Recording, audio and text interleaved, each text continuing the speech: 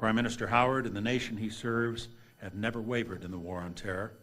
The United States appreciates it, and the whole world respects you for it. The business of our alliance goes forward, and it begins with the fundamental duty to protect our people from danger. Airplanes into buildings, all for the purpose of killing unsuspecting. We've never had a fight like this, and it's not a fight we can win using the strategies from other wars. An enemy that operates in the shadows and views the entire world as a battlefield is not one that can be contained or deterred. An enemy with fantasies of martyrdom is not going to sit down at a table for peaceful negotiations. The only option for our security and survival is to go on the offensive, face the threat directly, patiently, and systematically until the enemy is destroyed. Or Jakarta or Bali are not merely criminal acts by time. We are determined to prevail in Iraq because we understand the consequences of failure. If our coalition withdrew before Iraqis could defend themselves, radical factions would battle for dominance of that country. The violence would likely spread throughout the country and be difficult to contain. Having tasted victory in Iraq, jihadists would look for new missions. Many would head for Afghanistan to fight alongside the Taliban. Others would set out for capitals across the Middle East, spreading more sorrow and discord as they eliminate dissenters and work to undermine moderate governments.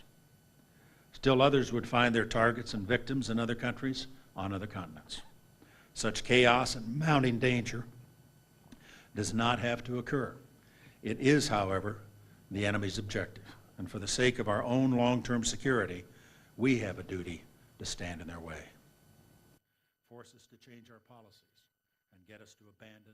China has played an especially important role in the six-party process because the Chinese understand that a nuclear North Korea would be a threat to their own security. We hope China will join us in our efforts to prevent the deployment and the proliferation of deadly technologies, whether in Asia or in the Middle East. Other actions by the Chinese government send a different message. Last month's anti-satellite test and China's continued fast-paced military buildup are less constructive and are not consistent with China's stated goal of a peaceful rise. For our part, the United States and Australia have the same hopes for the future of China, that its people will enjoy greater freedom and prosperity, that its government will be a force for stability and peace in this region. The character of the Australian people, self-reliant, practical, and good.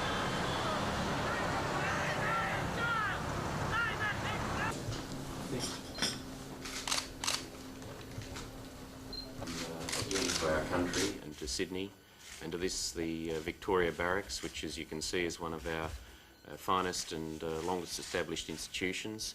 Navy, Army and Air Force define and shape our values.